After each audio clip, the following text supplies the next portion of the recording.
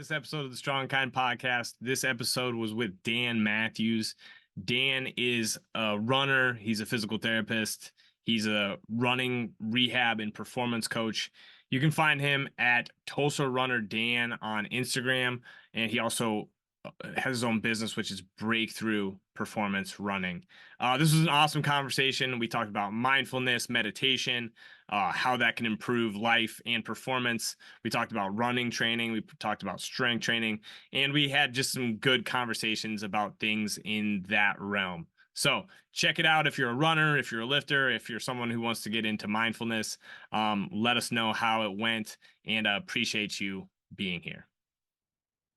So the thing I want to start off with, Dan, is mindfulness and how weird we are for thinking that this stuff can change the world or change people or help people, right? But like, let's get into it because it's just such a radical, like, and maybe granola thing, but like, what got you into mindfulness?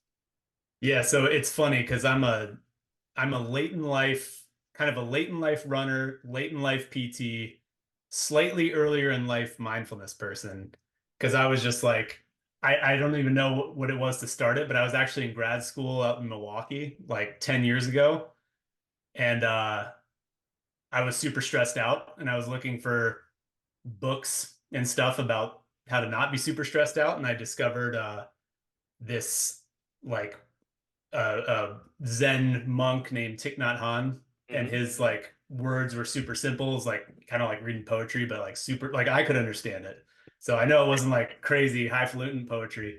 Um, but it turns out there was like a small community in Milwaukee that was just like a mindfulness center, and they'd all been trained by Thich Nhat Hanh. And so I was just like, it was me and 10 or 12 kind of 50 to 60-year-old people once a week kind of went in there and just, fly on the wall type thing. But I sort of started to learn a little bit about, mindfulness and also meditation and at the same time and sort of getting confused between the two. But that was kind of what got me in first. That must have been like, yeah, 2013 or something.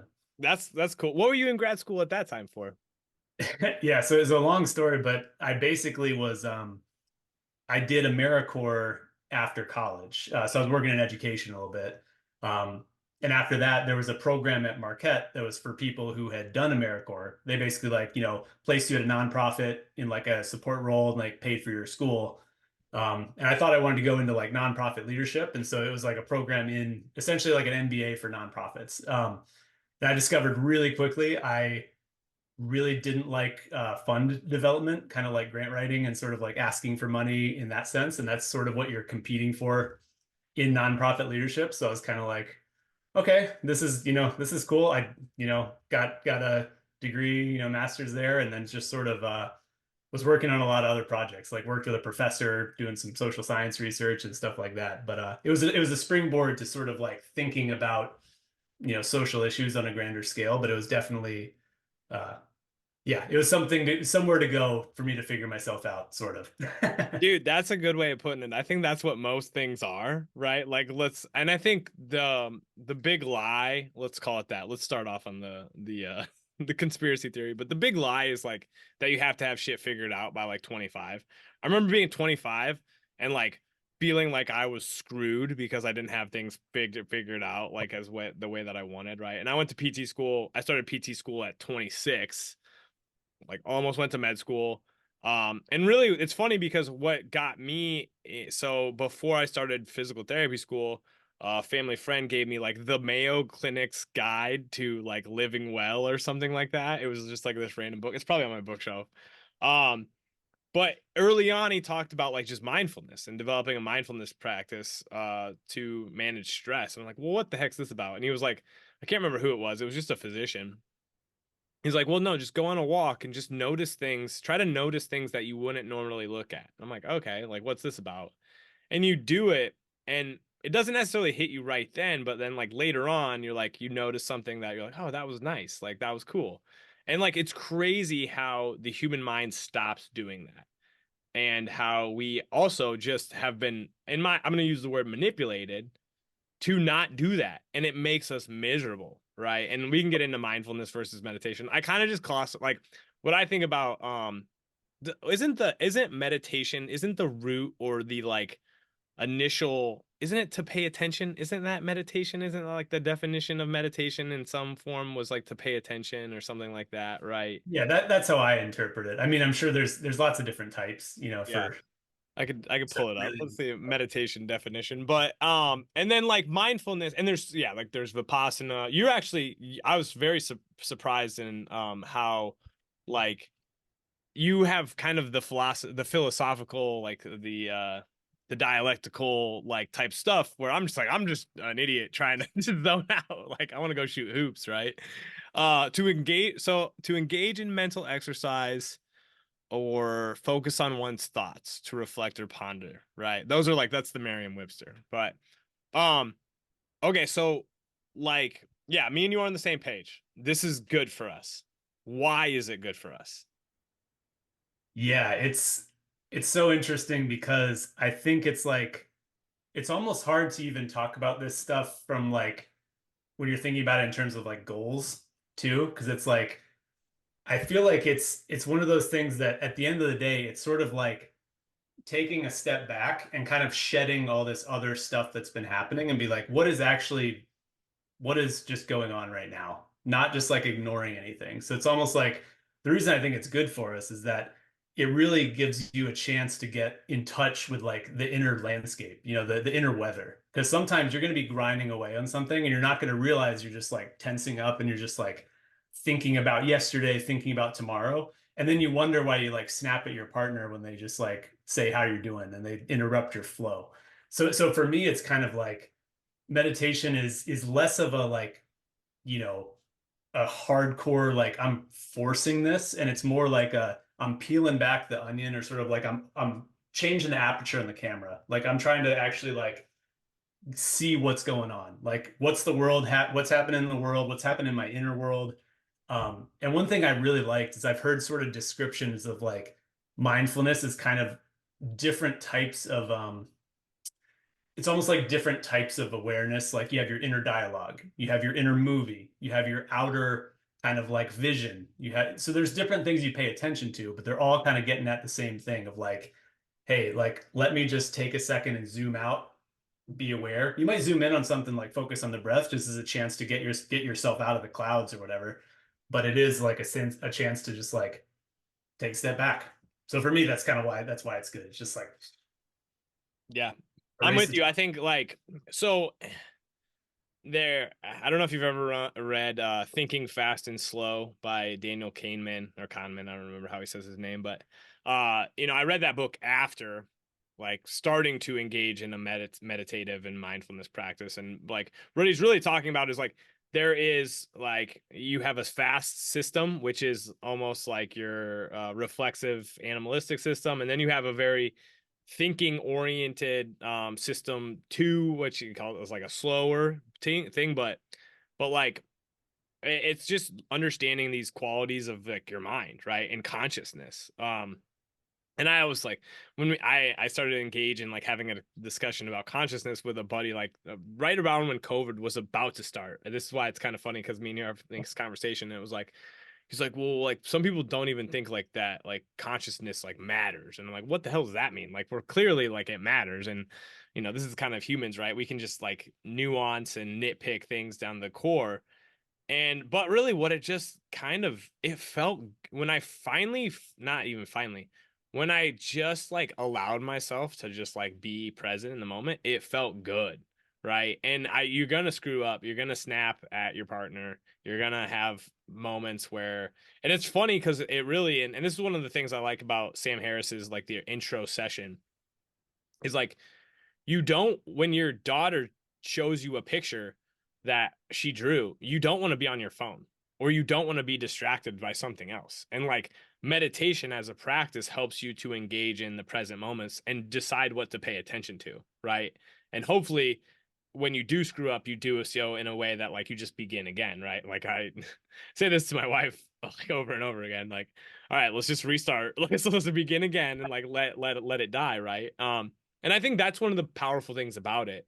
And when it comes to like, so the reason that I got into it as well, like when I started to maybe use an app, was because like CrossFit Games were athletes were starting to do like a meditative or a breathing practice before their workouts, and I was like, okay, what's this about? Yep. Um, and so let's talk about it in relation to sport. Like why would you want to engage in like a mindfulness or a meditative practice in order to maybe I hate to use the word improve, but I guess we can say that because that's what a lot of people are after. So what is it about that? Yeah, I mean, you look at sort of like the popularity of like breath work, these days too, and it's sort of like it's almost like you're looking at ways to change your state, like a change your arousal. Like sometimes we all know through PT school, it's like, oh yeah, pursed lip breathing and like all these other things.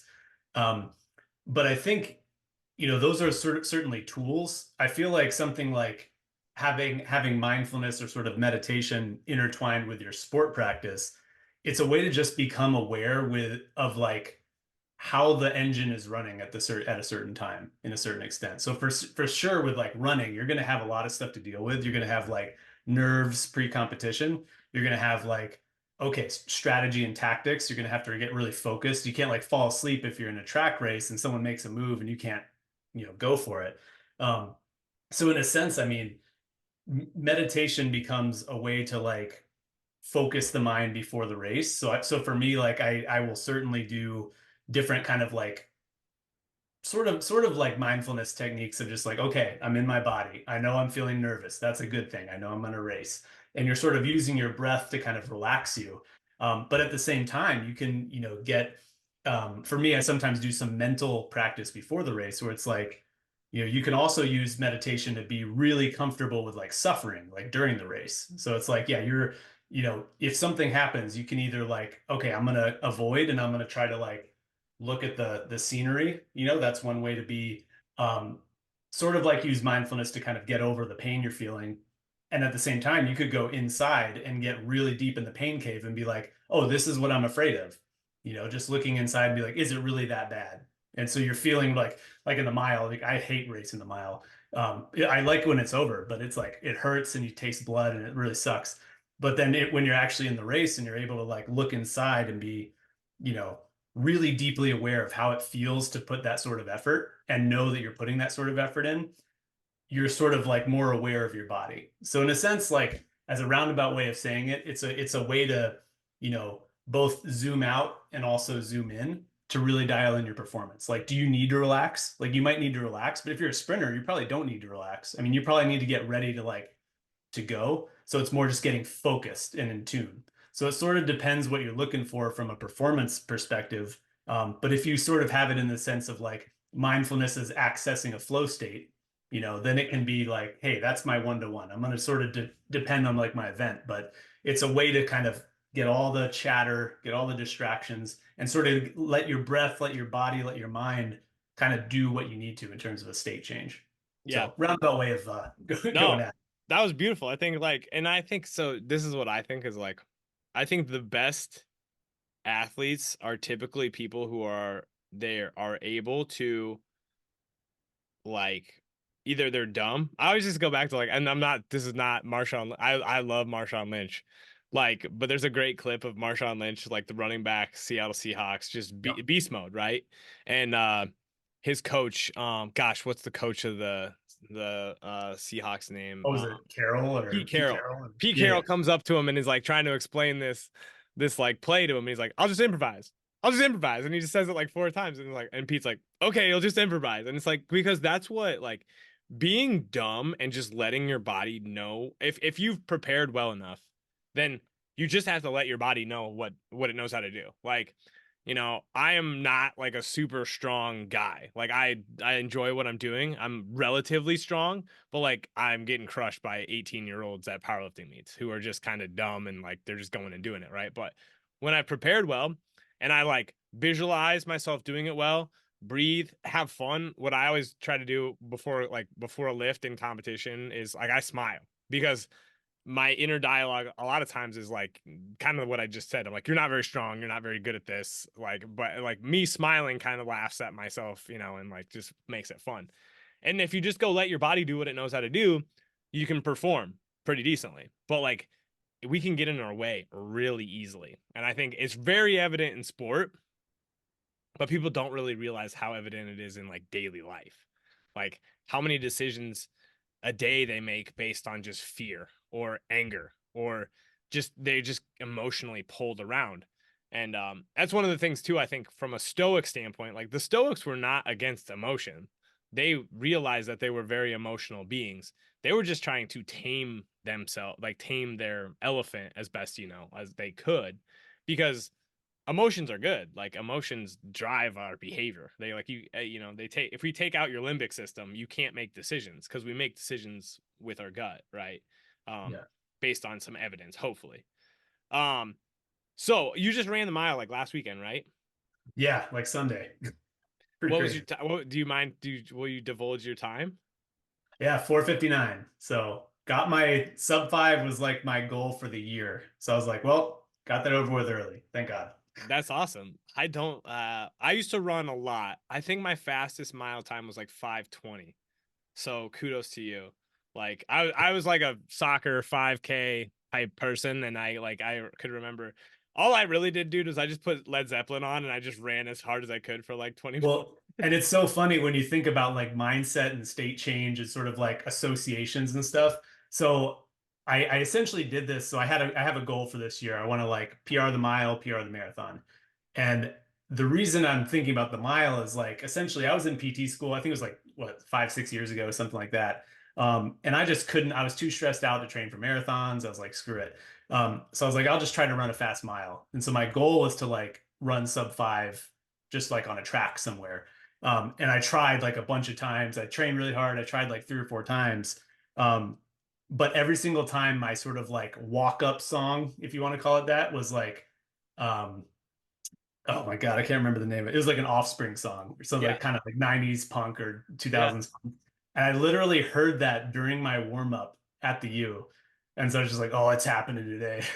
Yeah. But it is funny how that works. You know, you sort of get this kind of, so I think another thing about sort of either mental fitness, mindfulness, whatever you want to call it, um, is it can really sort of change the dynamic. So in my mind, I was actually thinking of competing. And there was a moment in the race when it's like, I've sort of, yeah, obviously I was super nervous. I'm getting on the line with like a bunch of hitters, like 18-year-old dudes running like 4:30s. And I'm like, I'm gonna get lapped. Didn't get lapped, almost did, but didn't. But it was like just the fact that I had that kind of little bit of competitive thing in my head because I heard that song literally in like the last quarter of the race. There was a moment where I was like, this really hurts. I kind of want to just quit. But I just like looked at the person ahead of me and was kind of like had a little bit of mojo going on and just started to compete. So it's like not sort of thinking about like my time, overthinking splits, being like, I don't know if I can make five. It's more just like, oh, I see someone ahead of me. I'm gonna like be in the moment and sort of be in the flow. So yeah, Offspring obviously flipped the switch for me. I don't know if it works for everyone. I can't guarantee. I think there's just so much power to like why do people have a walk-up song? Like why did that become? It become like because there's probably an element of swagger and confidence that comes with that song choice, right? And like yeah, music is just so powerful. And it's just another testament to like when you're like listening to music and you're singing it along, you're in the moment, right? You're present in the here and now, like, and that's super powerful. Yeah, like me as an 18-year-old kid or 16-year-old kid, when I started running at about 14. Yeah, me I too. think I drove myself to the high school parking lot because I was maybe 15. I wanted to make the soccer team and I was slow and I had to run. You had to run 3 miles in under 21 minutes.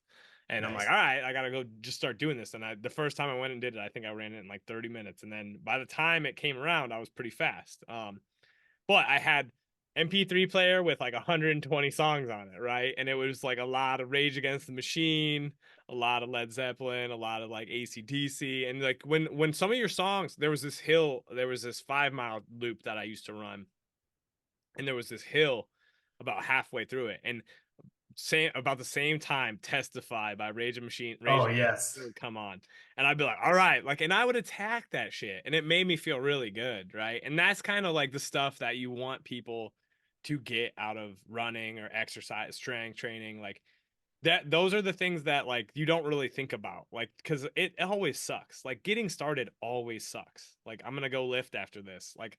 I just have to like convince myself to get on the bike and start moving, right? Or Yeah. actually going for a quick run is actually probably my easiest way of like getting into it. And it's just like, just go for a 400 meter or 800 meter jog and it gets you into Yeah. that state, right? Um, so like I do want to touch on from a like a injury management or like, you know, dealing with pain, dealing with injury. What do you think is beneficial about like a mindfulness practice or a meditation practice when those things occur? Yeah, I mean, it's one of those things. I think it's hard when you are injured to not have that kind of like myopic sort of like catastrophizing view of like, okay, everything's going wrong. It's never going to get better. Like this is blah, blah, blah.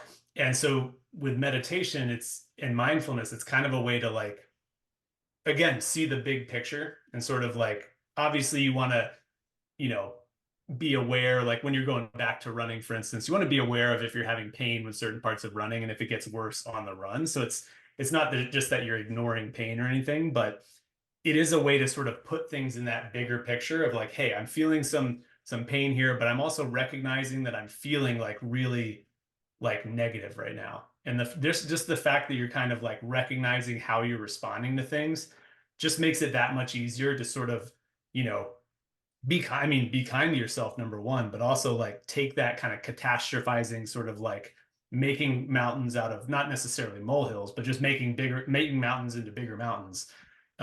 Take that off the menu, which I think is like super helpful and just really key for like the mindset you need when you're trying to get out of pain, which is like, hey, I want to, do what I can. You don't want to just be like so discouraged with everything that you don't even want to like train in any sort of way. Because especially with running, it's like there's a lot of ways you can maintain your aerobic fitness, and it's sort of a way to like, hey, can I short circuit that catastrophizing, that super negative barrage of everything? Can I be aware of what's like affecting me? Um, and just sort of like have a little bit of a kindness for yourself, that kind of compassion of like, yeah, I'm feeling really down right now. Like my identity as a runner, blah, blah, blah. But yeah, if you can sort of like be aware of all that, like let's take a pause and it sort of lets you get a lot of the external stressors that you're sort of like compounding everything with, takes those off the table. So you're just dealing with like the injury, which again sucks, but doesn't have to suck worse. There's two things that I want to add to that. And the first is like I think you and maybe it was Tyler Ing, who's a fellow physical therapist, fellow run coach. Yep. He talked about how high anxiety people heal slower than it was a study. He didn't talk Yep. about that, Yep. but he posted that study. And so, and then like as part of, so I'm reading this book called The Expectation Effect, and it talks about psychogenic or psychological implications of belief effects, which are essentially what we would call the placebo effect, and expectations. And like you physiologically produce stress hormones based on your emotional state, right? And you're thinking about the things in your life, right? Um, and that's the hard part is like everything, this is kind of weird, but like everything is real. Like the pain you experience, even if it is psychologically induced, which we do know is a thing, it's still real, right? And it's still, and this is the thing that I think I've always like kind of identified. It's like I kind of, when somebody be like that's a psychosomatic type of thing. I'm like, cool, I can modify this, I can change it. Where a lot of people get like, they get offended that you're saying, well, me and my brother had this conversation because my brother was honestly, you look at the past few years of just like, he's got some stuff that like it's hard. Life has been stressful, and he was having migraines and stuff like that. And I'm like, dude, like just look at your life right now. You have a high pressure job, you're dealing with hard stuff, you have two young kids. I'm not saying that your migraines aren't real. I'm saying that there's a lot of factors that are modifiable, that if you modify, you probably will start feeling better. And like, I'm not saying to not go to the doctor or not take medications. I'm just saying look into other avenues as well. Oh And yeah. he started to like explore doing some yoga, explore doing some mindfulness stuff. And he also started to explore like behavioral and mental modifiers, and his headaches got a lot better, right?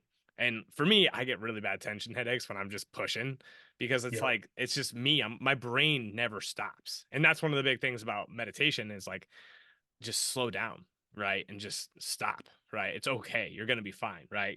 Life is going to go on no matter what, right? The other thing is, this is like tale. I don't know where I remember it from, but it was like a guy walked up to Buddha and he just told him all of his problems. And the Buddha just sat there and listened for as long as the guy was talking. And he's like, "Do you have any, and like the Buddha remained silent and the guy like, "So what do I like how can you help me or what do I need to do?" Or like and the Buddha's just like, "Well, what can you do?" Like, and it was really this point about like, I'll listen to all your problems, but at the end of it, I'm going to ask you, all right, what can we do about it? And then you have to go do what you can do about it. And that's really what a lot of rehab and training boils down to.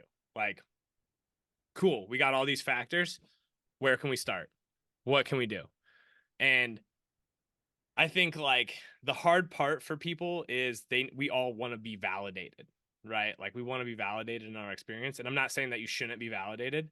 I'm just saying like the faster you move through that I need to be validated stage into how can I take action, the better things are probably going to go for you. And that's kind of where I'm at with this stuff.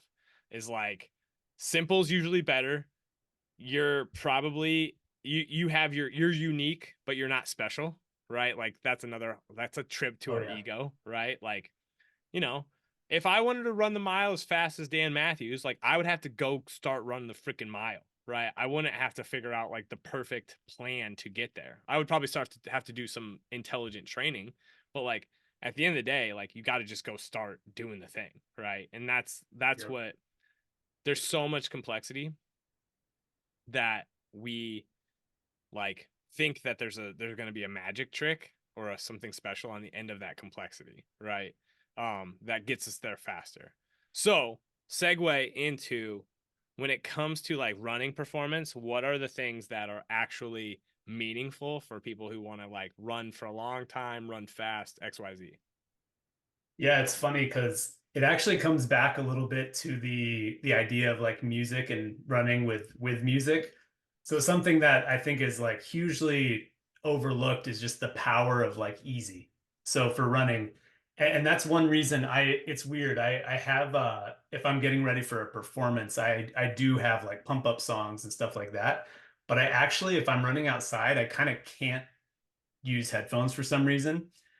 But I encourage people like if you're, you know, if you have like a goal in mind for running, like it is a perfect example of like the 80-20 rule. Like most of your miles should be like completely conversational pace. And for me, I actually try to use my easy miles as kind of a moving meditation. So like literally I'm like outside, I'm kind of jogging, I'm like looking around and not like, running into a tree because I'm looking at the sky, but like, seeing like, hey, are there birds outside? How does the wind feel in my face? Stuff like that.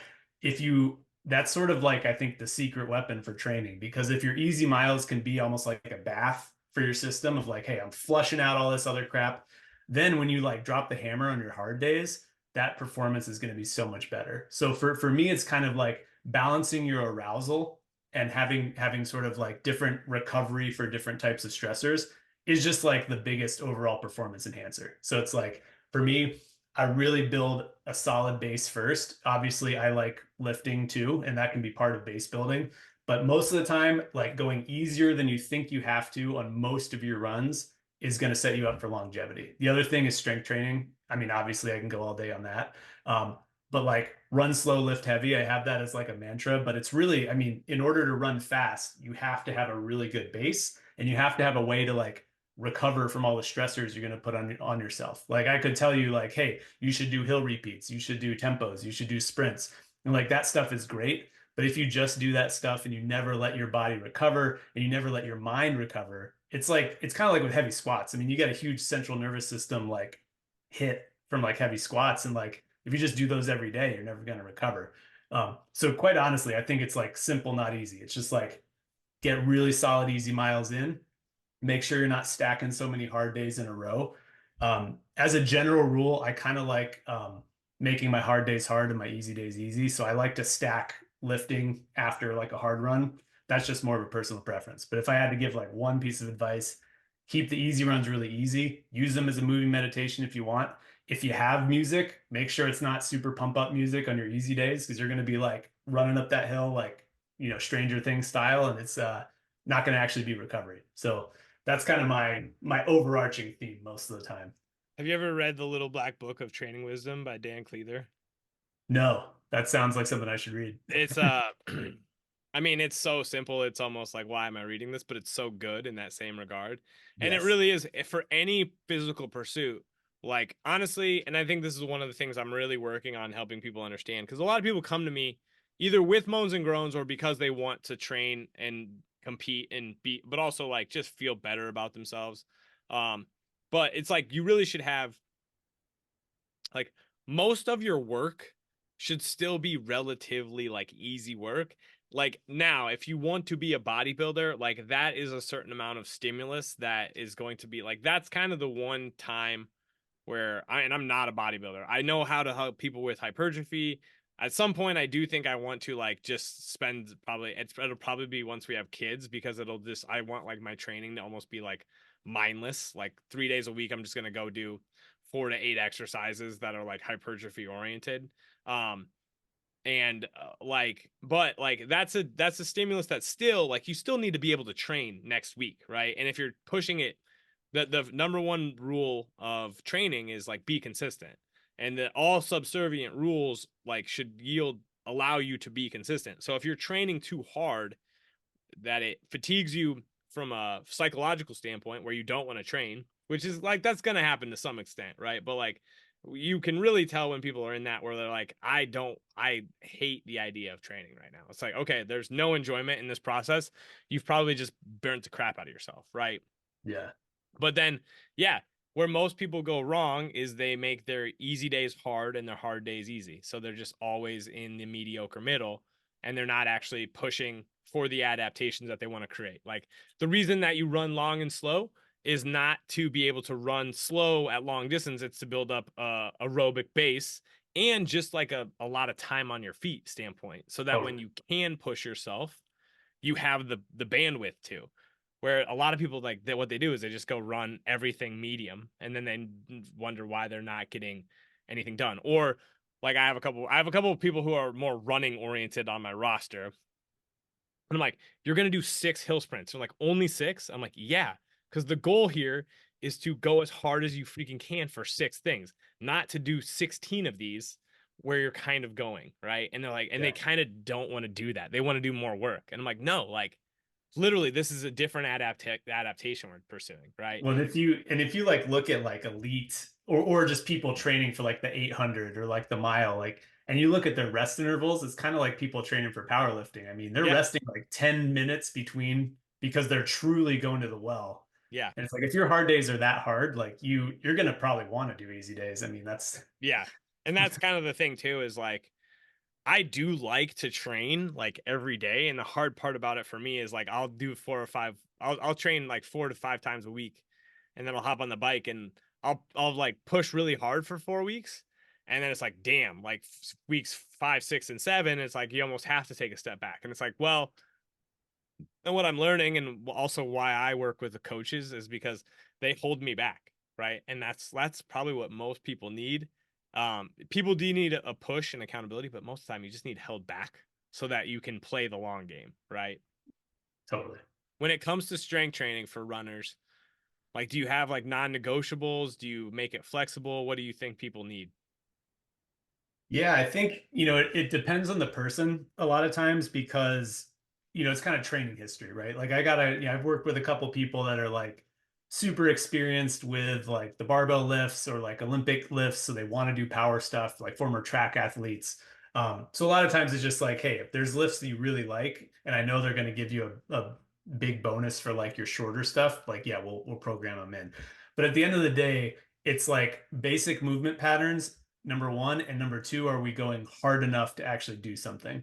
Um, and again, that doesn't mean like go crazy, but it's like, are we actually strength training, or are we just kind of like, doing a really long warm up of like 100 lunges or something? So I've got some people that have never lifted weights before, and we can get to that place by like holding a backpack and doing a single leg stand up off of a chair. And like if that's like if they're getting to like wobbly knees at like 8 reps, that's good. Like that's a great starting point. And we can do stuff and do like hoppy skippies, do stuff like that to make it more kind of power or like running performance related. But at the end of the day, I try to address those major movement patterns of like squat, hinge, carry. I like doing push pull just because I mean with running you're going to be using your arms a lot.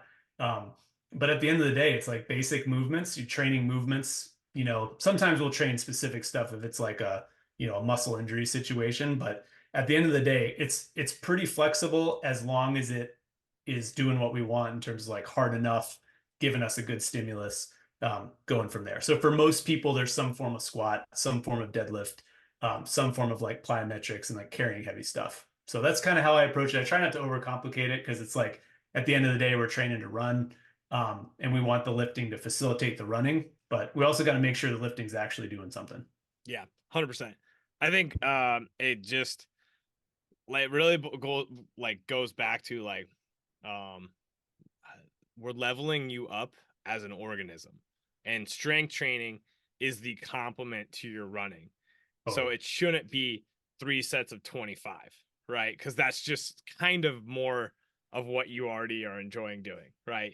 Yep. Like I can vibe with 3 sets of 8 to 10 for some aspects of things, but a lot of it, honestly, for runners, it's like you should be doing 3 sets 3 and 5 at like 70% plus, right? Yep. Um, a little bit of power work. I have a lady who's she's very running oriented. She came to me. She's local. I love her. I love her because she loves to work. But I'm like, so yeah, you want to like, and I'm making her run like 400s, and she's like, I'm like a 10K runner. Why are you making me run 400s? Like, because it's gonna help you the most. Like, and she's enjoying it. She's like, this is a new level of suck, and I'm like, yeah, good. But it really is just like we need to figure out like what's going to make you more complete, because that's going to help your longevity in running, right? And then there's also just seasons to it. But I like what you said. um Training history matters a ton, right? Like if somebody comes from like a strength background and becomes a runner, that's awesome. Like, but we're just gonna bias you more towards like the skill of running, right? And vice versa. If somebody comes from the running side and they want to level them up, or they want to decrease overuse, quote unquote, injuries type of thing, well, we need to build you up physically. So what what are the things that you see most common that hold people back, that people don't really realize when it comes to like running performance or anything in general? Yeah, I mean, I think it really always does come back to the like almost like the not trusting yourself to be able to take a rest day, Like it's kind of the same with easy miles. Like not trusting the process of like, hey, seeing things long term of like I need to take it easy. I need to do some easy miles here.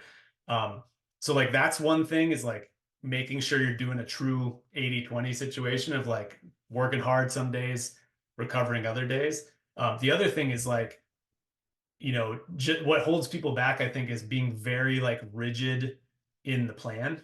So like getting overly attached to a plan. And so it's like, yeah, I mean, for people that I've worked with that are like, hey, I'm training for my first half marathon. It's like, yeah, we'll adapt, stuff we're going to be doing looks fairly similar to a lot of like the big box kind of like, basic half marathon training plans you can find online.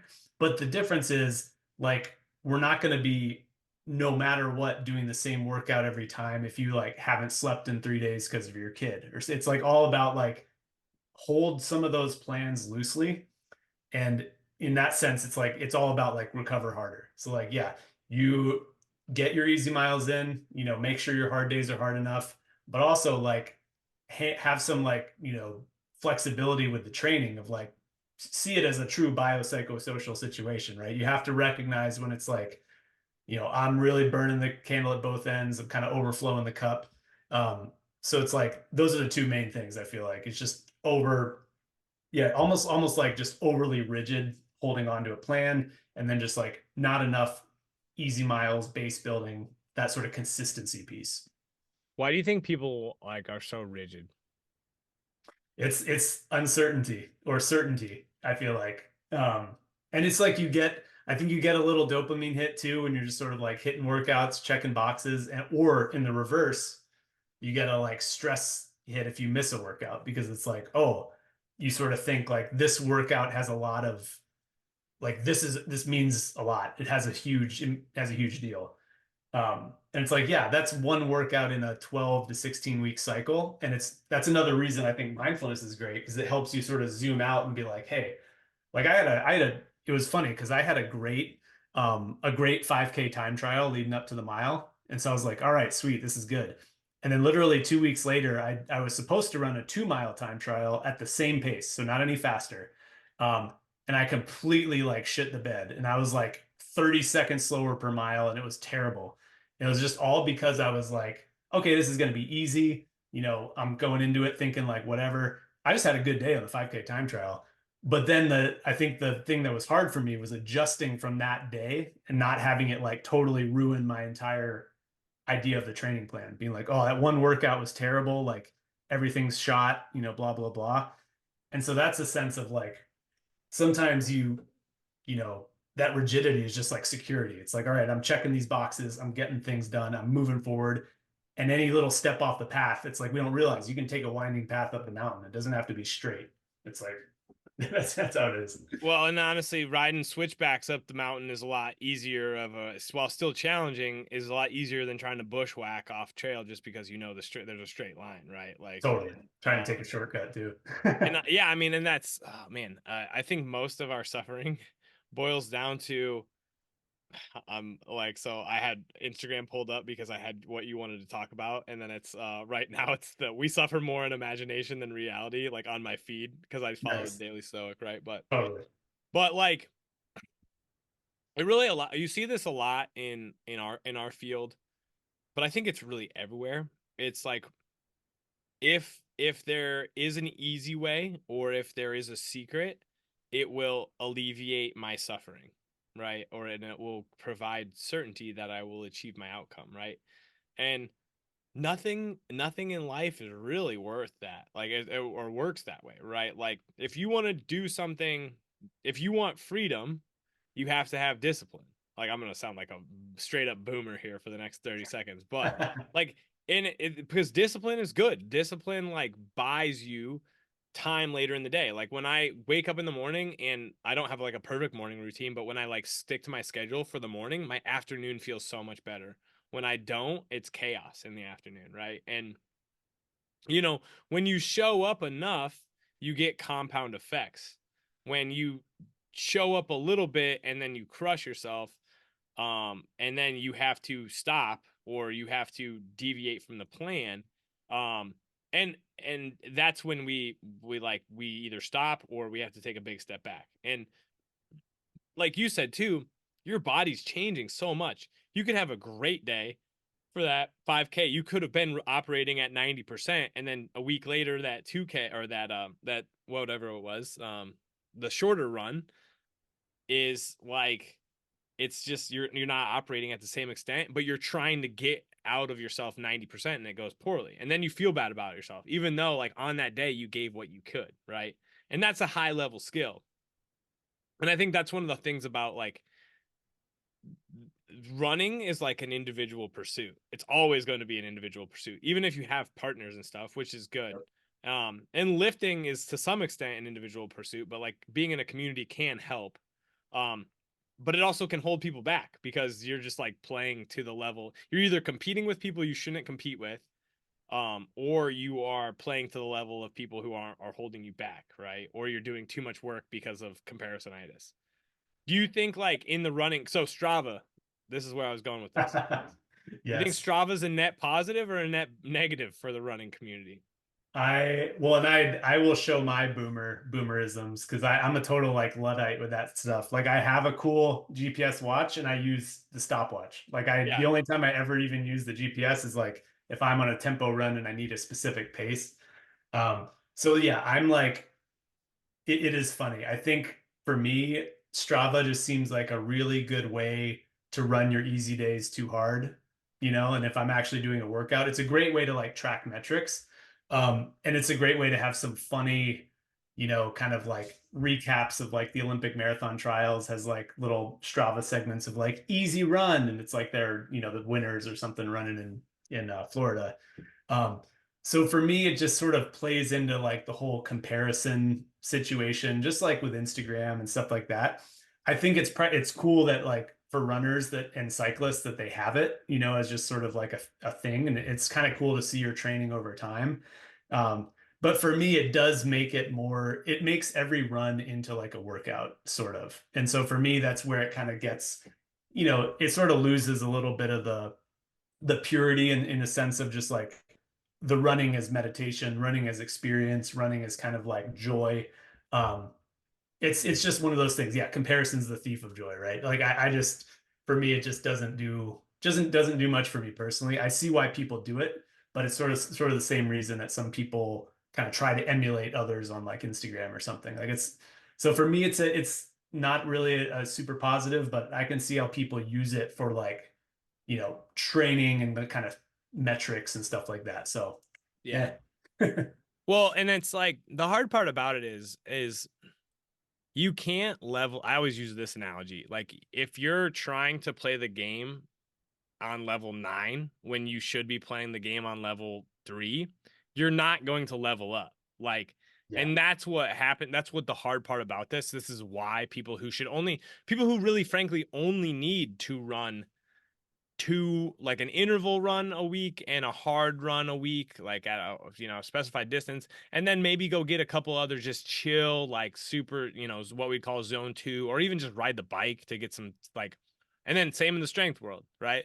Like there's a lot of people who really, and I'm probably one of them, where if I just lifted 3 times a week, I would probably make more gains than me trying to lift 5 times a week hard, right? And I think you can still, if you balance the load and stuff, like this is just me making the quick caveat that like if you want to run 5 times a week, you can, but how hard and how much you do matters, right? And the same with if you want to lift 5 times a week, great, but that might only look like a 25-minute session, right? Or a 30-minute session that's pretty chill, because if you can't recover from it in the aggregate, it's not helping you, right? But you're right, we see somebody on Strava that we want to compete with.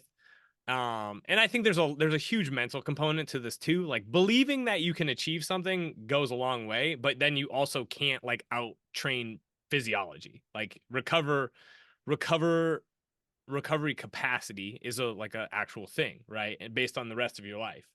So yeah, I'm with you. And I think that's probably one of the big things that like you can try to help people understand is like we can try to help people understand. It's like, yeah, like you don't need to do that much right now. Like that, Yeah. if you want to get better, you don't need to do that much right now. Eventually, you're going to have to do that much to get better.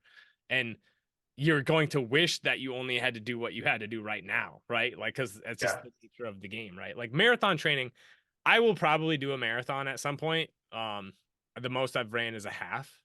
Um, I have Yeah. a friend that really wants me to do a marathon, and um, it's just such a you have to embrace the suck. Like, Yeah. yes, you can the more of a base you have, the less mileage you may have to run in preparation for it. But no matter what, you're gonna have to do your long run on the weekend. You're gonna have to prep during the week, and there's no other way to do that but being on your feet and running, right? And taking the time. And like in the beginning, squeak out whatever gains you can make from the minimal effective dose, right? Because soon your minimal effective dose is going to get to be a pretty big dose, even if it's the minimum, right? Totally. I ranted there. I apologize for that. But No all right. worries. What you get all right, a couple more just like fun questions. Headphones or no headphones when you run? So I do no headphones, just because, like I said earlier, I kind of like having the world coming at me, and then I get too pumped up if I have music. So I can't control my pace as much. So I do no headphones unless I'm on a treadmill banging my head against the wall. Then I sometimes throw a podcast in or something that's not, yeah. If I'm on a treadmill, I'll do headphones, but outside, probably not. So I was running a mile. I think I ran a mile every day in, I think it was September or October. And I would put in some of the tunes that I would like used to listen to, and it's like, yeah, it's really hard to go slow. Like Oh, I wasn't going very fast, but it was hard to just like run at my like, yeah, this is super chill pace, right? With headphones in. So I'm with you there. But we like to get our heart rate up. Like that's like most people like, I talk to, it's like, I just need to get my heart rate up and it feels good. I'm like, cool, that's fine. Good for you. I'm stoked yeah. for you. But Like it's at some point there is this desire to get better that happens, right? Well, and I think the funny thing is like I don't think people realize like how slow I generally ran to train for a sub 5 mile. I mean, I was running like 10-minute pace on my easy runs, Yeah. which is like again, for some people that might be a little harder, but like for me, like I was training for a sub 5 mile, I was running 10-minute pace. And I can't run 10-minute pace listening to the Offspring. Yeah. So like it's literally impossible. I'm like, yeah. Well, and it's probably wild to people like, well, how does that result in you getting? And it's part of your overarching training plan, right? Like, Yeah. like that's the thing. I think people have a hard time trusting like, well, the process, but trusting like kind of easy-ish work. Um, and that's a big piece of it. We've touched on that. All right, what marathon are you running?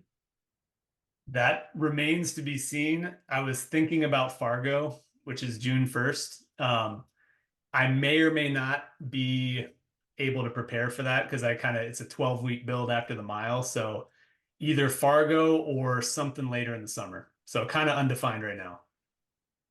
After you run a marathon, what is the thing you want to put? I mean, after you've electrolyted up or gotten maybe just some simple food back in, and when you feel like you can consume like normalish food, what is your go-to? Depends on the race, but my first marathon, I was actually working abroad in Madrid, and I did my first marathon in Barcelona. And so I literally, after the race, I sat in the Mediterranean and then I ate a whole pizza. So for me, that's my MO. If I do Grandma's Marathon in Duluth, I have a huge like walleye fish sandwich from Grandma's restaurant. So either pizza or like massive sandwich, Love it. both of those. How much of your motivation to run comes from your desire to eat large, copious amounts of food? It's like a symbiotic. Yeah, it definitely. Well, it was funny because I grew up playing. So I played baseball in college actually, and I grew up playing baseball in the spring and then running cross country in the fall, from like freshman year on of high school. And so I would be eating like twice as much in cross country season, but I'd be 20 pounds lighter because I was like literally just trying to feed the beast, and I could not put on any weight. Then baseball would come around, and I'd be like eating half as much and just like bulking up. So it was weird time, but it's great. It's a great benefit, if you're not trying to, bulk up for, lifting or something like that. But I think that's the one thing too. I think what I was thinking about this drive because I was had a dentist appointment today, and I was coming back from the dentist, and this is just my musings and stuff. But like, really, the thing that I think what we want people to kind of understand is like the stimulus you're providing is like going to have an effect, right? If you just sit on the couch, like all you're telling yourself, all you're signaling to yourself is that, oh, okay, I just need to sit on the couch, right? And not going to create a whole lot of adaptation there, but you're still going to have like hunger, and you're still going to have like, your body's going to utilize calories, store things as fat, right? But when you're running hard and when you're training, like, and this is where the mediocre middle kind of like gets people is like, we both have seen runners who run a lot, but they're not like very physically fit appearing, right? And it's good for them to be running, but it's like, yeah, if all you do is you run your 3 to 5 mile run 2 to 3 times a week or 4 times a week, like that's great. But your body has adapted to that in a number of ways, right? Whereas like when you do have different stimuluses, it is actually like prepping you, it's signaling you that like, oh yeah, I'm doing this long, slow thing, I'm doing this fast thing. I need to build muscle. I need to utilize energy well, right? And like that's kind of like it's a very 10,000 foot view, but simplistic way. It's like when you're running as hard as when you're running and training well, like you are going to start to become like a runner. You're going to look like a runner, right? Same with like lifting weights. When you're doing it well, you're going to start to create like a stimulus that makes you look the way you want over time, obviously. Um, it's hard to put on weight when you're running fast on a regular basis. Like, um, yeah, I did not understand that uh playing football like running 3 miles a day was not going to make me a good football player. I didn't get that. Like I just thought like because Rocky did it, I should do it. Um, nice. but I was 160 pounds soaking wet and, like not very muscular. And now I realize that it would have been better to do some other things, but that's why I'm a coach now, right? There you go. All right. So what well, how do people reach you? Like pitch yourself here. Yeah, so just Tulsa runner Dan. So basically, yeah, I mean, I'm a PT by background. I love working with people that want to get back to running. But I also love working with people that just want to improve running performance. So, I do, yeah, virtual remote rehab and performance coaching through Breakthrough Running. But yeah, Tulsa Runner Dan's where you can find me. I love to, yeah, talk shop and just rant on lifting heavy as a runner because that's one of my passions. And who knows, maybe that's the baseball player in me, but I love talking training and love getting people back. I love it. Well, congrats on your mile time. I appreciate you being on the podcast. This was fun. Thanks. We'll do it again sometime. We'll keep diving into this meditation game. That is one of the last quick pitch. If you had a recommendation for people how to get started with mindfulness, meditation, what do you recommend? Totally. So I think it can be really overwhelming. There's so many things out there, a lot of products pitched at you, stuff like that. I really think the Waking Up app, it's don't have to input a credit card in for the first like 30-day mini course. And to be honest, that's what I've really kept coming back to over the last few years. That one's just really, really good. It's 30 days and it'll walk you through all the basics of just like mindfulness and just the tactics of meditation in a sense. Um, that one's really great. It is, if you do go beyond that, it is a little overwhelming because it's kind of advanced. There's a lot of stuff on there. But I use it quite frequently to like, get uh, some different stuff to relax and like different types of meditation. But that's the one I would always recommend. If you're looking for a free, totally free app, I mean, Insight Timer is good, but again, it's like pretty overwhelming. There's a ton of stuff on there. So Yeah. I really like the Waking Up app. I currently am using one of the teachers of the Waking Up app.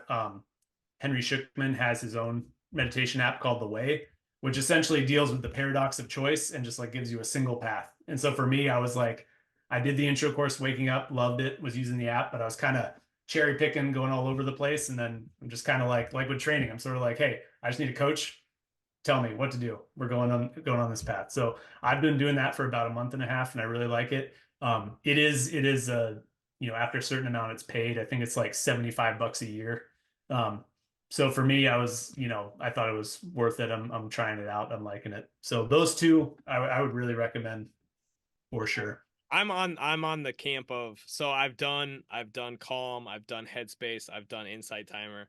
The reason that I've stuck or why I've gone back to the Waking Up app is because the daily meditation I find very like useful from a practical standpoint.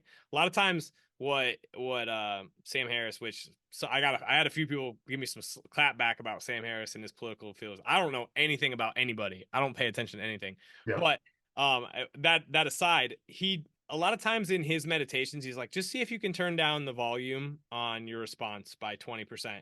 And it's like that type of stuff that just clicks with me, right? But I love Insight Timer. It's a great free one. And I honestly just encourage people to just like start doing stuff. Like there's a lot of philosophy involved in meditation and mindfulness. Don't be overwhelmed by that. There's not a whole lot of right or wrong in the practice. It's just, it's just practice, right? Yeah. Um, but yeah, I think it's just such a useful skill and it'll serve you. Like when it comes to paying for it, if paying for it will help you do it on a regular basis, pay the $120 a month or pay the $80 or $120 a year, pay the $10 a month or the $9 a month because really like man, it from a functional and from a like just like the actual neurologic function of your brain can change, which is structurally and functionally, right? That's what I was looking for. Like your brain is where it's at. Like, and there's not enough long-term data, but I hopefully hope it will help stave off dementia for a little while anyway, right? Yeah. And it's one of those things too. I think there's some good points made on the Waking Up app too about like, you know, meditation, like meditating, even if it's not proven to be good for you, it's still a great thing because you're sort of exploring your mind. So Yeah. even if it's like a study doesn't replicate, he's like, I'd still recommend you meditate Yeah. because you get, in touch with your mind. You get to really see how things work in there and be able to hold it a little looser and like, just let yourself, cut yourself some slack in a sense and really make life a lot more enjoyable. 100%. Sure. All right, Dan. Appreciate your time. This will be up in the not too distant future. But yeah, it's been fun. Good chat. Appreciate having you on. Totally. Thanks for having me. Peace, buddy. See you later.